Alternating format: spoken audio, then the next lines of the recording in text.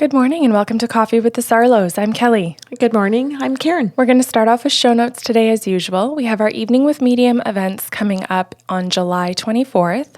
So the one that was supposed to happen in April was canceled. Yeah, well, we're crossing our fingers.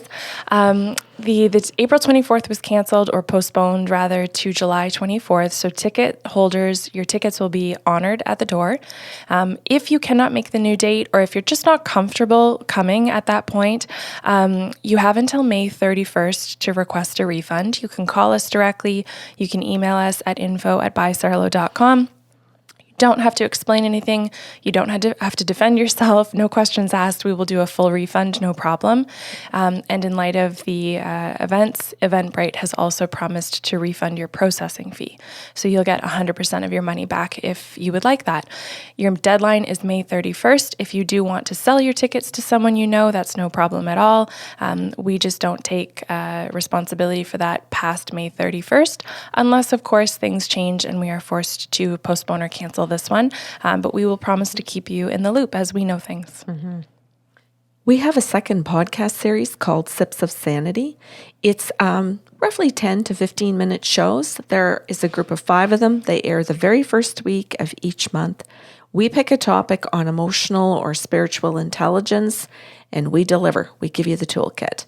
The very first show is always free. It's on us. And it's available at the website bysarlo.com.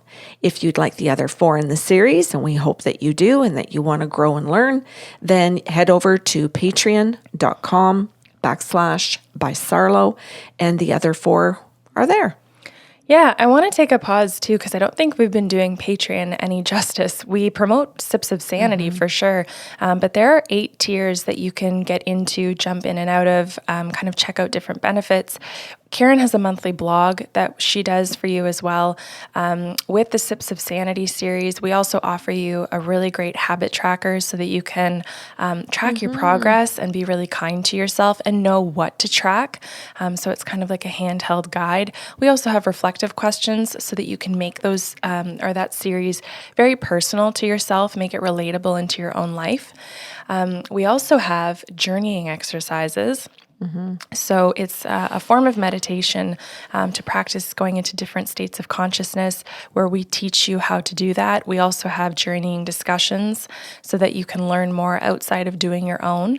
You can ask us questions. We respond to those every single month. We also do a mini interview. Yep. So a lot of our podcast shows are very much about client stories, but in the mini interview, we answer actual questions about our personal lives living with the gifts, and you can submit those questions and we'll respond to those as well. Then if you're jumping up into our top tier, you have the opportunity every single month to have your name entered into a draw for a free half-hour session. So essentially, you get your money back, which is great. And we hand off each month who does that free session. So that's a lot of fun. Again, it's patreon.com/bysarlo. And we are also offering that amidst this COVID-19 pandemic.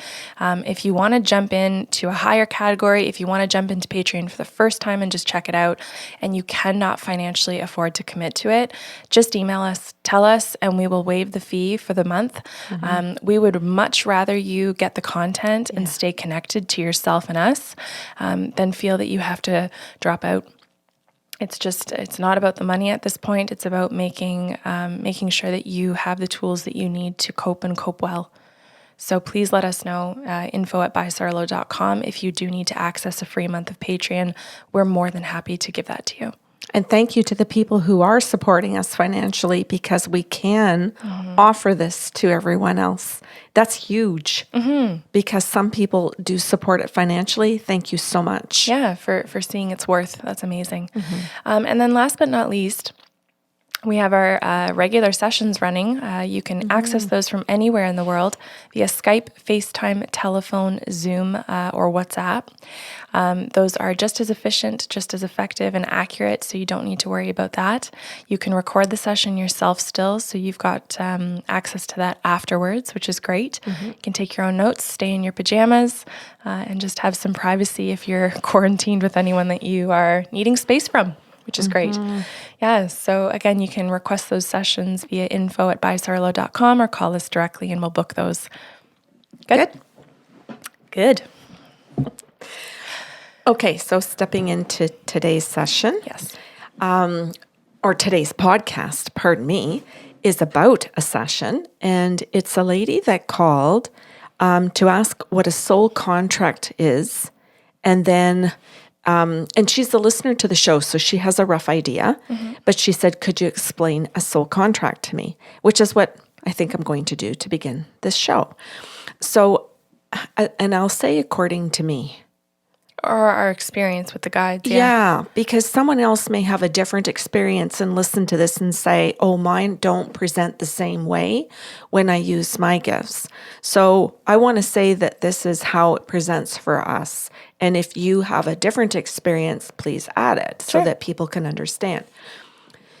So in the last 13 years of learning how to do these soul contracts, and it's changed over those 13 years of being able to do it with more accuracy, and I'll say more insight or more ability to ask the guides questions versus where some other people aren't able to ask the questions. They just get the information. But a soul contract has to do with all of your life purposes. And when I say all of, there are tons of purposes. Many people think a soul contract is, what will my career be?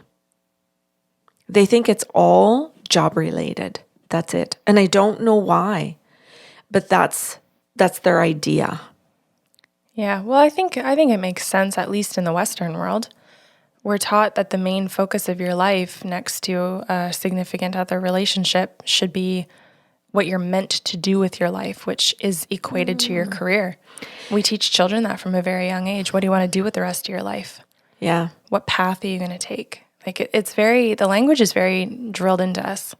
Yeah. And I think now, after speaking to Katie, remember we did a show with Katie about mindset, and she was talking about how teachers, she's a teacher, she was saying how teachers now don't tell the students anymore that your career will be one job for the rest of your life, but that most people, almost everybody, will be required to adapt and to change. And as society changes, you have to be prepared that you may have many careers and that you could go to school and have one. You could become a teacher, for example, but still own a business and be a boss and have two careers, and that many people have more than one job or more than one career at the same time as well. Yeah. If anyone's interested, it's Growth Mindset with Kate Shields. Yeah, and she did a fantastic job of showing and explaining to people how that teachers are addressing a mindset now. And I guess that's exactly what I'm talking about here too, is trying to educate people to say a soul contract is a broad mindset. Yeah. And that within that, your contract can it does involve your health issues, your relationship issues, including marriages, divorces, miscarriages, abortions, who comes in and out of your life in terms of friends, family, careers, part of it, behaviors, patterns. And when someone says, well, what's a behavior? What's a pattern? Well, it can be familial. It can be that your family teaches you certain things, or certain religions do, or TV, or movies, books, all kinds of things, and what you're going to do with those things. So what's written into the soul contract is what's going to be given to you and the opportunities that you may have to change or to grow. So those contracts are huge. I liken it, Kelly. I say to people, reading a soul contract to me is like walking into a library. And there are tons of books. And when somebody says to me, and that's your whole library, that's just your life. And someone says, oh, I'll just go open in a soul contract, that I'm walking in with the spirit guide saying, oh, what book are we going to read? What part of her contract in this lifetime might be of interest to her or might be relevant that she would be willing to find context for it currently? So I have to be able to say to the guides, am I picking the book? Are you picking the book? they pick the book. If people think I pick the book, they're sorely mistaken, because We do less work than you think. Right? That's what you were trying to say? well, I'll say maybe we have less choices than they think, teasing. or we have less power than they think. Yeah.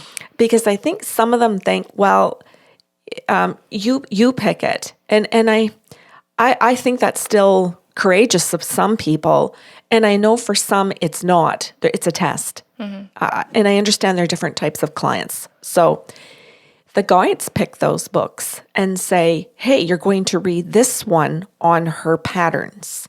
She's stuck in this pattern. Here's the book on it. She's stuck in this relationship, this friendship. She's stuck with her sibling. Here's this book.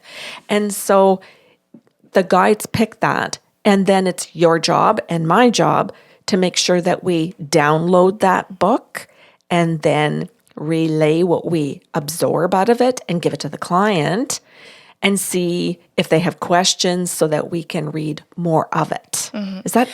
Yeah, actually, Okay. the image that you've painted is making a really funny one in mine.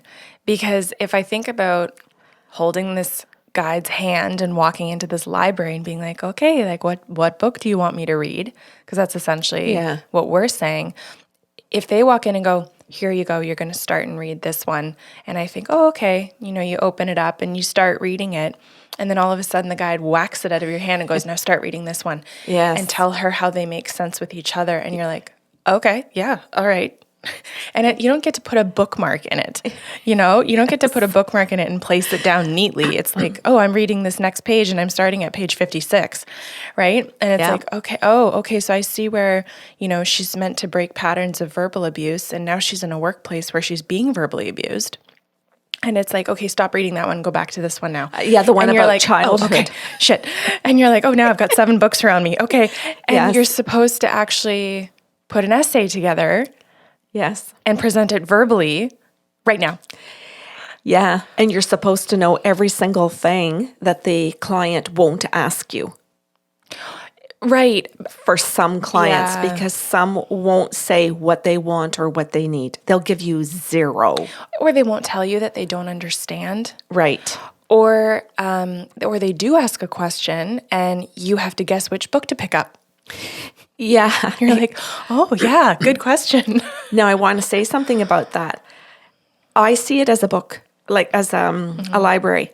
But the fun part for me in that the guides showed it to me in those terms, maybe so that I could understand what I was doing. But I remember looking at it like I was at Hogwarts. Yeah. And it was this huge library like Hogwarts. And one of the spirit guides, my spirit guide would be like Dumbledore.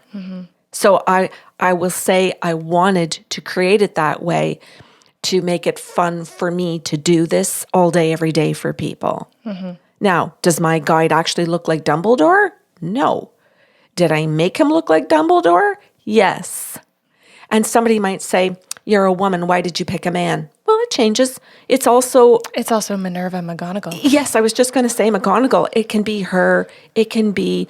Oh my God, I'd pick Maggie Smith just as the person. Yeah, that's right. And it can change because there's some level of desire within me to be creative in that regard so that it's also an enjoyable experience for me and not always a stressed one, because that is a big thing to ask. Do you also find that the guides will do that for themselves? Like they'll dress themselves up and make you laugh so that while you're walking in and having to present this essay and do your research all right now, like they dress up and make it funny and you're like, oh yeah, okay, yeah. Do you remember one of the cartoons? And I can't remember if it was Finding Waldo, where he had a snake with glasses on. Oh. This reminds me of like a Richard Scarry. Oh, that's it. It's Richard Scarry. Sorry. There's a snake with glasses and a top hat. Yeah. Well, one of my spirit guides is a snake. And I'm freaked out by snakes. So he put glasses and a top hat on. Yeah, and it's like you kind of have to be able to look at a bunch of snakes and then see the one with the top hat and be like, okay, we're cool. Yes. Yes. Okay. I can keep going. Oh, you and I could keep talking about just how the gifts work. Yeah. But I wanted people to understand this part before I dive into this lady's session. So that a soul contract then has to do with a person's everything about their purpose. World's worst definition. I know, but I'm trying to say Yeah. their allergies, their Yeah. medical condition, like there's everything about them is in those books because everything is part of their contract. Yeah, I want to say too, like I'm going to put this in a really awful cliche way, if that's okay. It's your meant to be's, right? Yeah. Like I think that's a good way to look at it, because like that's the kind of stuff that we see as written in stone, right? Okay, I was just going to say, so Is go that ahead. like to a degree? Because there are also paths in how you can choose to deal with what's written in stone. Yes. Right? Yes. So it's like you look at a book and it says certain things. And then if the person says, oh, that's accurate, then I might be able to go and here are the options you wrote in here. Choose your own ending. We Yes. had tons of these as kids. Yeah. Now we've also described it too. I used to do this in the consent process with this visual is soul contracts looks very much like a tree where the trunk is the non-negotiables, the branches are the negotiables, which is how you might choose again to deal with those things. Oops, sorry. Yeah. And I know that clients think everything is negotiable and that because of some people and how, happiness. That was messy. And how some people believe in certain universal laws or their interpretation of them or someone else's interpretation of them, that you have control over everything. You can create anything that you want. And I know that's not true because if I look at the soul contract, the Akashic Records, there's no way you can create anything that you want. No, I actually just had this conversation with a coaching client of mine who said, can we spend the hour talking about spirituality in general? And she just said, how do you choose? How do you know what makes sense and what's real? And one of these things came up and I just said, as you're exploring different concepts of belief systems, you do have to ask yourself if it is applicable to everyone around the world. So if you're buying into this whole law of attraction, if you're buying into you can manifest anything you want, if I said that to a young woman in Africa, or certain parts of that country or a war-torn country, does that actually make sense? Well, I mean, that's got to be hitting people right between the eyes right now because Hopefully. some women in the United States would have thought, yes, I can control and have choices and can create my own life. And then the United States government said you can't have abortions and made it against the law. So that got taken away. Yeah. There's an option for millions of people right there that are not allowed to write out that part of their book anymore. Whereas maybe prior to Trump's administration, they could. So, I'm really loving that some people are preferring to call him like Don or Donnie, just to take the prestige away. So like they don't call him Mr. President, they don't call him they Trump. call him Donnie? Like they just call him something know really that. slang right. because he's just a shit person. Okay.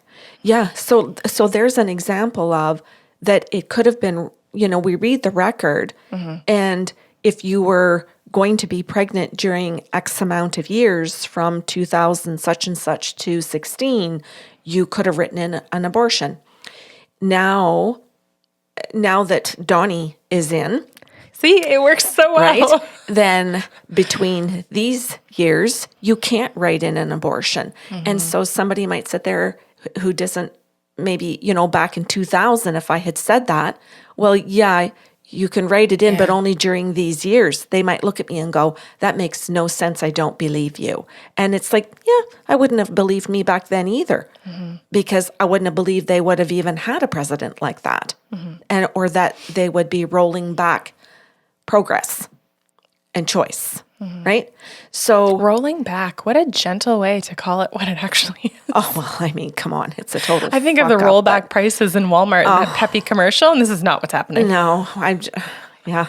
Anyway, so That's the contract. So we could talk and talk about contracts and how they're written, but you really have to have the spirit guide there to be able to tell you what they mean and why and answer the questions. And that's why I said it's not about me. It's not about you. It's about our relationship with the spirit guides and how strong it is in order to get all of those answers. Because we can read the book, but we might not understand it and the context and the complexity. And we need the guides to explain it. Mm-hmm. It's interesting. You chose this library image, and I often would think of it like a press briefing, where you've got someone who stands up, who really is the middleman, right? Talking to reporters, talking to people who have questions. And the person who actually made the laws, is making the decisions, is enforcing everything, is definitely sitting in a more important room. And I feel like a press briefer at that point.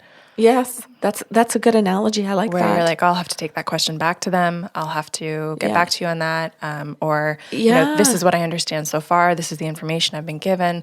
And it's so complex. And it's so rapid pace. Oh, it's incredible. Mm-hmm. And the amount of detail, the amount of understanding that has to occur in that for us with the spirit guides. And then that we have to be able to communicate all of that to the client at the level that they can understand it at. And that's something else I find a challenge, because sometimes after you've been reading these records for years, there are ways I understand it and rules, but the client doesn't. And I have to pause and be able to go, right, I have to explain that. Mm-hmm. And the guides might say to me, time out, you need to explain that. She's not following what we're doing. She doesn't understand why this occurred. Mm-hmm. So now I'm going to step into today's story. Mm-hmm. So this is a woman who I can't even remember how we did her session. I guess it doesn't really matter. What do you want to call her? A non-Gray's name. Aubrey. Aubrey. Okay. So Aubrey asks about a contract between her and her. Oh, no. She asked what the contract was between her and another woman. Could you name the other woman? April. Aubrey and April. So Aubrey is older, and I gave her some information first, and I said, "Is it accurate that you're older?" And she goes, "Yeah." And I'm thinking, "Oh, okay. I wonder if this is a friend or a coworker or a neighbor or like an aunt. Like, who's she asking about? Is it her mother? Is it a cat? Is it a dog? People ask about their pets. Is it a horse?" I just remembered thinking, I wonder who April is to her. And just as I'm thinking it, the spirit guide says to me, it's her sister. Can I pause? Yeah. Because I think you're illustrating something really cool, is that we can still have human thoughts. Oh, yeah. While, like, just before the channeling comes in, yes. Right? Where you're like, oh, cool. You hear a name, and our human self goes to, I wonder if that's yes, whatever. And then the guide's like, no, it's her sister. Yeah. And you're like, oh, all right. Oh, and she's younger. So now I know two things about April. And so I said to this lady, I said, "Is April your sister? And she's younger than you." And she goes, "Well, I thought you were going to tell me things, not ask me questions." But what? Yeah. And I said, "Well, I have to ask you for the validation." I said, like, that's what I'm being told. So I'm telling you what I'm being told. That's interesting. I put that in my consent process. So I do too. All right. Come on, Aubrey. I'm just saying. So I said, well, and I had to say that to her so many times during the session, my head was spinning. I had to explain to her so many times about what channeling is. Yeah, I will flat out say the information comes out in the form of a question. Right. Me saying, is that accurate? Right. Yes. I said to her, April is alive. And so now I'm trying to make a statement. And she just looks at me. Do you want to play true, false? Do you want to play yes, no? Like, what game do you want to play? How are we going to do this? Because you got to work with me. Yeah. I'm trying to illustrate for the listeners the different types of behaviors in clients, and what we go through on a half hour to half hour basis all day, every day. You know what? And I like that you are drawing attention to this, or that we are, because I think of people's default methods. You know, they happen because of the life that they've had. That's right. And I think of someone like Jim, who has gone through military, where he might see the question where he has to say true, false, right? Where it's we have to make sure we have valid information.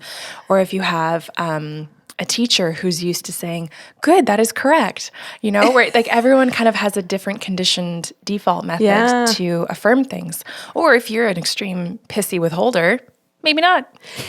And I love what you just said. What was that word we used yesterday? Ornery? Yes. Yeah. Yes, if you're ornery. Sour. Yes, that's right. It depends on their personality combined with the way we do a session.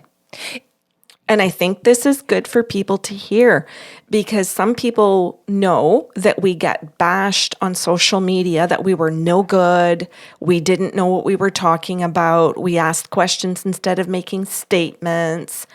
And I think it's good that for people who are listening to the podcasts to go, well, I understand why.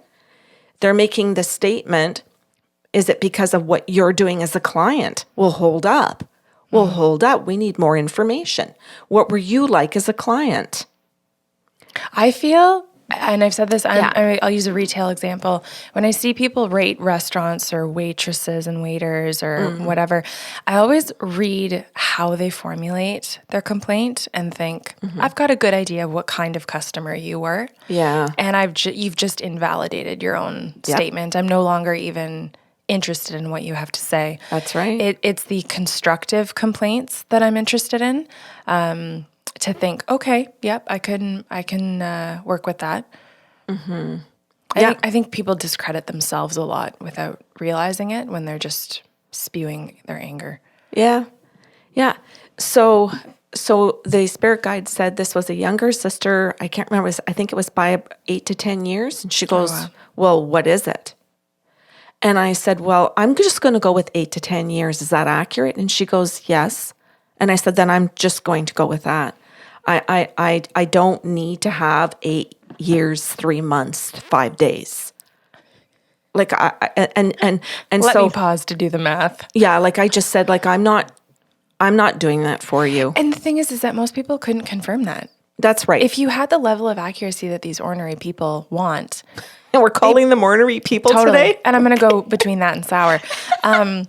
They probably would have to sit there and be like, well, I don't know the exact amount. And it's like, oh, interesting. Yeah, like, and when is she? Anyway, that's a whole other issue. We could just go right down that rabbit hole of grief, like really quick. Anyway, so she says, the guide said to me that April is alive, and that was correct. And Aubrey wants to know what the contract is between the two of them. And the very first thing the guides start showing me is how Aubrey is treated, I'll say a little bit like Cinderella in the family, where she does the cooking and the cleaning. She does the taking care of the brothers and sisters that are younger and older. So she's earned ornery. I'd say so. Yeah. But anyway, she's over responsible. She's over people pleasing. She goes into a marriage to do the very same things. And so I said, Aubrey, you have over responsibility in all areas of your life. And I said, but as a result of it, you're eventually going to understand the over responsibility and how it contributes to the dysfunction of these relationships, including the one with your sister. You're over responsible, she's under responsible. And she just is like, go on. I said, is this what we're supposed to be talking about? This part of the relationship? And she goes, I think so.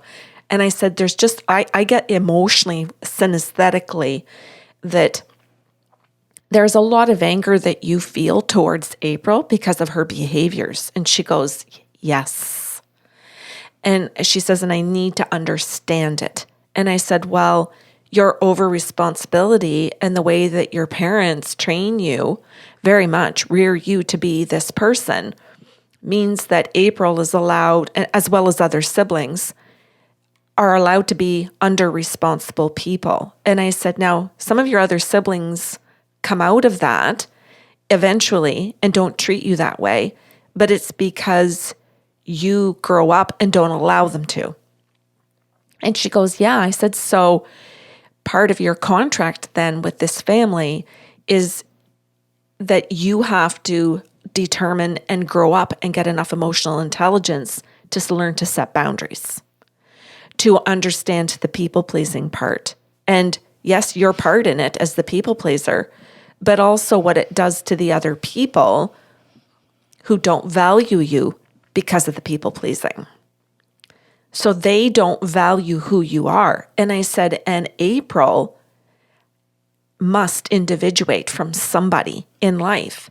And I said, and here's the kicker. She chooses not to individuate from her parents. She just wants to be special to them. So she doesn't ever fight or argue with them. You're the mom role. She wants to individuate from you. And she goes, well, what would that even look like? And I said, well, in April's terms, it means that she does things like breaks promises to you, can't be held accountable to even keep a phone call if she says she's going to make one, shows up, doesn't show up, is kind, is not kind, pushes your buttons purposely, and then retreats. So there's a lot of abuse in the relationship between Aubrey and April. And she says, well, that is all true. And I'm angry. And I said, yeah, I'll bet you're angry and sad, frustrated, disappointed. And I started naming several of the forms of anger. And she said, yeah. And I said, those are all forms of anger. I said, may I send you some information on the 15 forms of anger? Get my bingo dabber ready. Linda Kohanov. Linda Kohanov. And I want to shout out to these people who've written these beautiful books and who've done so much work to help other humans. Now, Linda and her focus is humans and horses. So, if people are the way of the horse is her book.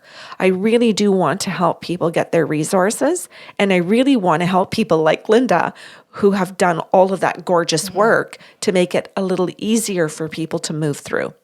Yeah, so if you're thinking that you should create a new bingo square, you could do that today in quarantine. Right. And put Linda on there and the way of the horse on there. Perfect. Or draw a horse. And I think it's time that you should probably put Carmen Theobald on there as well.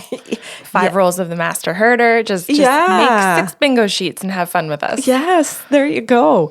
So I said April needs to individuate in part of a growing process. Yeah. And she doesn't pick you on purpose because she hates you. She picks you because you are more of a mother role than her mother. Yeah, we pick the person that we actually feel safest to individuate from.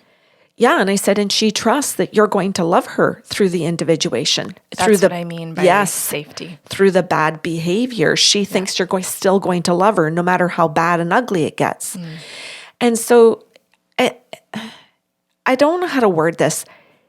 There's just such an energetic moment between Aubrey and I that it's worth the session right there. Like there's just that moment of, oh, there you go.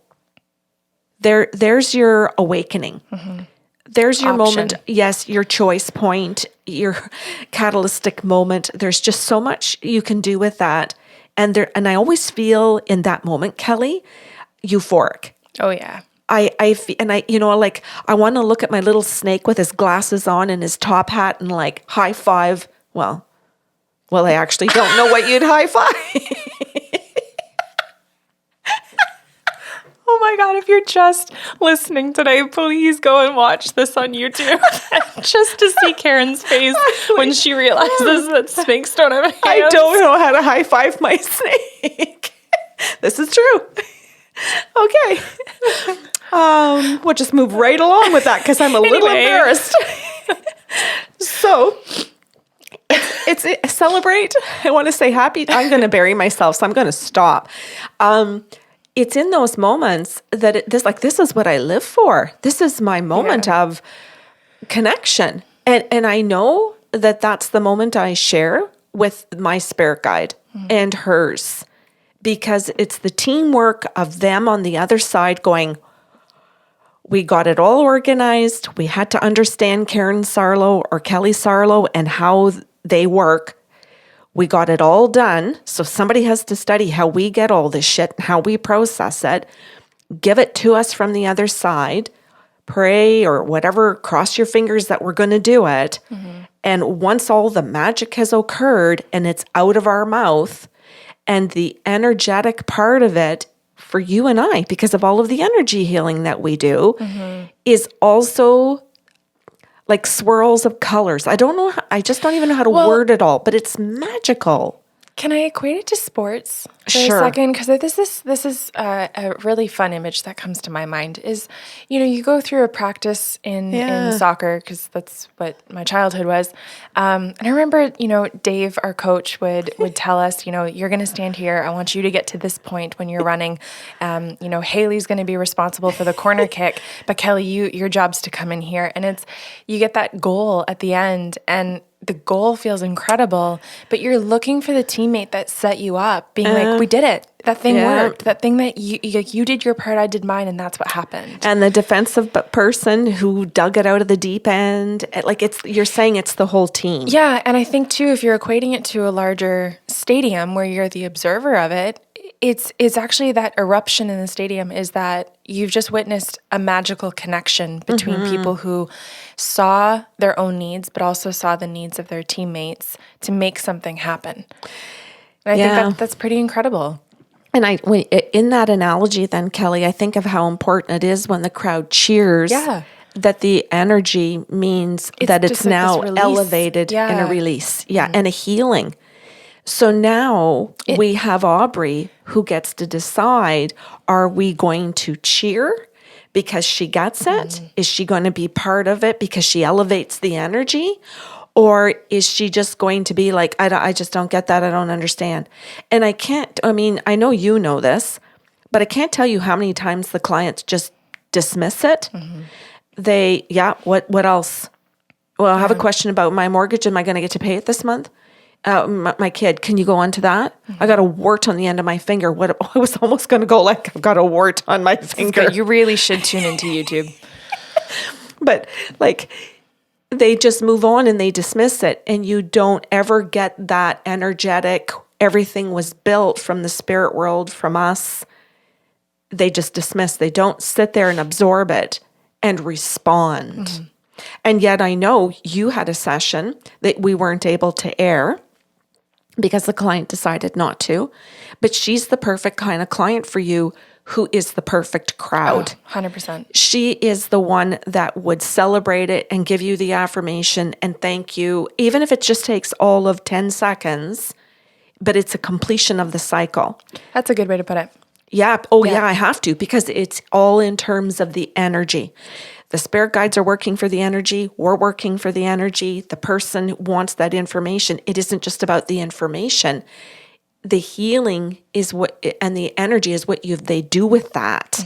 And if they dismiss it, they were looking for their healing, didn't get it, even though it was given to them, literally given to them. So Aubrey says to me in this session, thank you so much. Nice. So elevates, bingo or whatever, she elevates the energy. I want to point out too that even though you're saying elevates the energy, sometimes that actually looks like a client going, yeah. Yes. And it looks, I don't want to say down, but it looks like heavy energy. Yep. But it is actually the thing that elevates all of the possibilities. And it is. I love what you just did. So even if it is, I think it's a sinking in. Right. Because you're absorbing it, that is still the healing that's necessary. As opposed to the avoid and keep on the surface. I'm still hurting, but it's healing. I'm still in the process. This is aching. This is painful, but I'm healing. Yeah. So Aubrey says at that point, she acknowledges that in that kind of thank you, but wow, does that ever hurt kind of a way? Because she's now understanding, okay, I'm in the mom role. That sucks. I'm actually her sister, but I'm her mom. And I think this is a good story for people, because I really do believe that there are a lot of siblings that parent their siblings. And I think part of the thing that sucks the most is that while Aubrey may have started her session angry with April, she may end it angry with her mom. Oh, absolutely. Because it's like, because you wouldn't be the responsible mother, be the person that she was supposed to individuate from, because that's a human, universal thing we all have to go through. You put that on me. Yeah. She does go through being angry with her mom about it, by the way. That's part of the... Because mom won't grow up. Yeah, in this particular situation, correct. And I do understand that there will be listeners that will say, well, no, I understand that mom died, or mom worked 3 jobs, or mom worked 1 job 7 days a week. No, I totally understand that there are reasons that parents can be alive and absent, or just absent through death. I get it. But I do want to say that even in those just circumstances, we still do go through our anger. Right? Yes. And you might be mad at mom that she was away because she had to work 3 jobs. Yeah. And you can be thankful and angry at the same time. You can be angry at the situation. Yes, right? Thank you. That's a beautiful way of wording it. Yeah, and I want to illustrate that because there's a healthy way to observe and experience anger and still know that you're safe in it. That you can be mad that mom was never around because she had to work 3 jobs. Yeah. And you can think, yeah, she wore a fucking cape because she did it. Yeah. But still be hurt and having to go through your process of coming out of being over responsible. Right. And I said to her, Aubrey, I said, unfortunately, I said, your mom is still like in a childlike mode where she doesn't take responsibility, like none of it's changed. And she goes, yeah. So then there's still some level of anger at the experience, but there's also some level of anger towards the person. Yeah, and then the compounded emotion that clients go through silently in the session of assessing whether or not they can even take any of this information to that person. Oh, and Aubrey can't. And this comes out in the session. I said, and unfortunately, you're looking for this healing with me as opposed to being able to approach your mom. And I said, so I'm going to also tell you therapy. A big believer in therapy. So a therapist would be off one. I got to reword that. I don't want that to come out like that. I was going to say awesome, and it came out awful. I'm airing all of this. This is a great shit show. She meant to say awesome, people.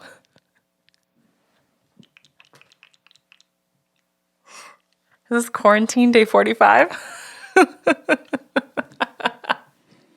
Okay. I just don't even know what's happening. Okay. So, restart. So, I said to Aubrey, sorry.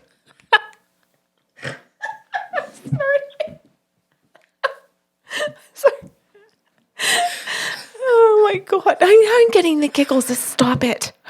I'm talking to myself. Okay.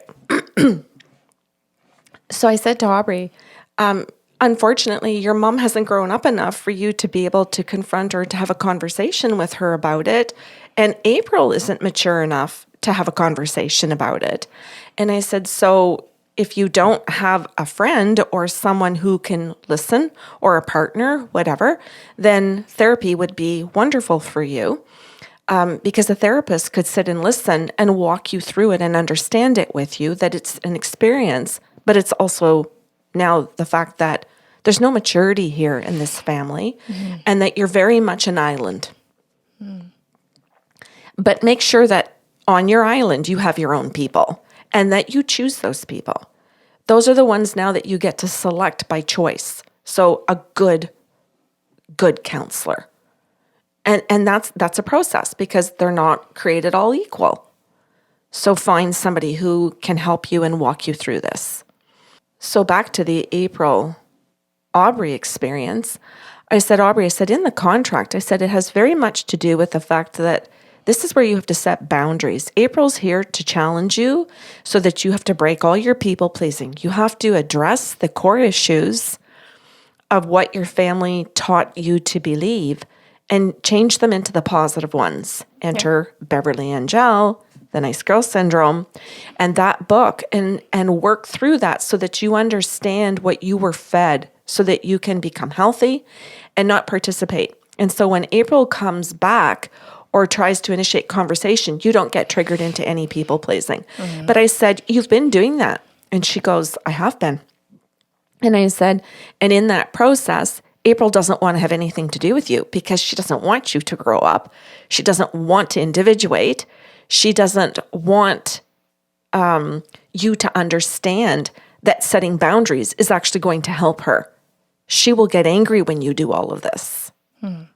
And she goes, okay, that does explain a lot of behavior. Well, this is the 2-year-old, right? Yeah. That is exploring boundaries, who needs to hear no, Yeah. and might not want to, and will likely have a meltdown. But ultimately, it's the boundaries that are consistent that give them the framework of how they can operate, right? And what is permissible, what is safe physically, mentally, and emotionally.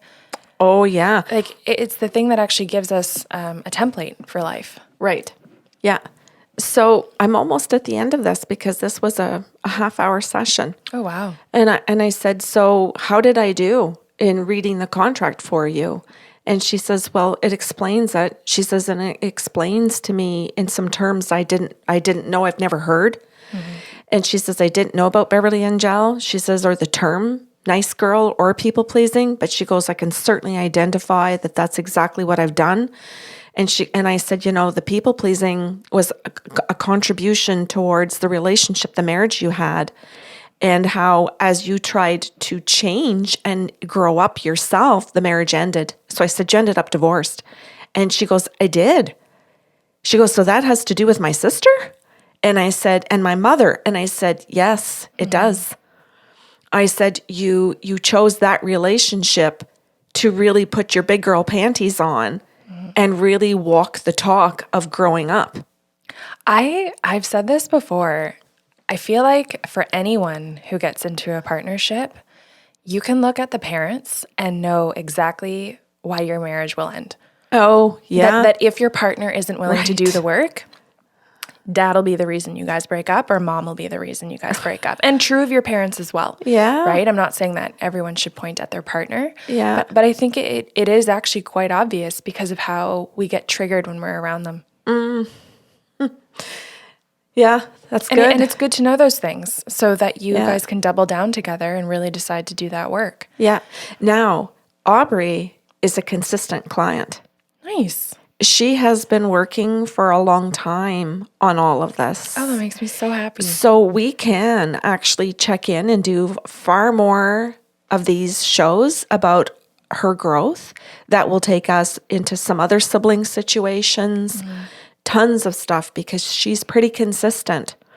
So this can be a series of sorts. So if people do want to take us up on that offer to email us questions, please do, because there will be answers to this one. And this person is consistent to this day. So this is someone who's been working with me like once a month for years. And the growth here has been incredible. And the level of self-awareness now around how she behaves with April is totally different. Cool. So if people want to hear, wow, did that relationship persist? Did it end? What happened? How does she behave? Does her sister still behave the same way? Like, there are lots of good questions here, and there's a huge toolkit that Aubrey has chosen to use. I want to bring something up that we were talking about over coffee this morning, just you and I, and it was that I had heard someone refer to mental health as the pandemic that no one's talking about. Right. And this gentleman had mentioned, that he was dealing with anxiety and depression, and there was one other thing that I can't recall. but that it was the stealer of joy, that it took away your ability to feel joy in your life. And I think about, talking about Aubrey in a way of labeling her ornery and not realizing, pardon me, but her giving herself the opportunity to consistently work through this once a month, to walk her way out of that, to walk her way out of sour and be able to actually feel deeply and healthily, process things properly, and actually bring her joy back into her life. Yep. Whether it's with other people or just first, with herself. Yes. And that's amazing. Yes. And this is a person who can be on her own now and can enjoy being on her own. There is no problem with this isolation for COVID. She's content in it. Well, yeah, because if you're coming out of your people pleasing, you know what your thoughts are, you know what your preferences are, and you're comfortable being alone with your own thoughts. Yep. And I think this is one of the things that's really bothering people is that we're often not alone with our own thoughts. Yeah. And that does drive us crazy to a degree because we don't know how to process them. Some of us don't even know how to complete them. Well, that would have been her story at one time. Yeah. And like I said, I'm happy to do many more of these Aubrey stories. I'm glad I picked good names. Oh, If we're going to keep doing this. Yeah, and both girls are still alive, and they're still talking to each other. So there's even more. Like I said, we can continue, and there's other siblings and more of all of these stories of the dynamics. Cool. Yeah. Okay. Fantastic. Is it okay if I take a moment then before we do our end show notes to explain to people how they can find us on YouTube? Yes. Because I think that, we do have lots of listeners from different devices and different platforms. And I think some people are, I won't say stuck in their way, but have a trusted way that they like to do things. But maybe don't actually know how to find us in other ways. So if you are interested, the website is always an option. This show airs every Saturday morning on our website by sarlo.com. You have the option for audio. When you get there, you have to choose Google or Apple. So don't think it's going to play right from there. If you're listening on your phone through the website, then you do have to choose a listening platform and play it from there. The other option is our lovely Dave Nyber has put in our YouTube link on our website. So you can actually click on the video version right from the website and it will take you to YouTube, which is fantastic. If you want to cut out the middleman and not go through our website, that's fine. You can go straight to YouTube, and we are by Sarlo Mediums. So you can go, by sarlo.com on YouTube. So you can subscribe to that. You can leave comments there. You can even set notifications on YouTube that it will ding every time a new thing gets aired, so that you can know when the show is up. I think that's pretty neat. Patreon.com is something that we've talked about in the beginning of the show, that you can sign into a platform there and listen by audio or visual. If you are in our Patreon tier, the instant coffee or higher, you get you get access by paying your membership to have early access on Thursdays to the show. So they air for patrons on Thursday and then to the public on Saturdays. So those are a couple of different platforms. Or if you're just listening and you go straight to iTunes and you subscribe, or straight to Google Podcasts and subscribe, that's great as well. If you're on the fly and you just need the audio version, that's great. And I believe somewhere in the near future, we will be on Spotify, but we'll keep you posted about that. If you have questions how to find us, email us at info@bysarlo.com. I will walk you through that. I've walked a lot of people through that. Hold up here. Okay, sorry. No, I have. Okay, that's good. I can do some. Okay, cool. And if I can't, I will ask Kelly. Perfect. We'll tag team it. Good. Okay, so then if you have questions or comments about today's show, you can email us at info@bysarlo.com. We hope you have a wonderful weekend. Sips of Sanity will be airing as of Monday next week, so you can check that out on the website or on patreon.com/bysarlo. Take care.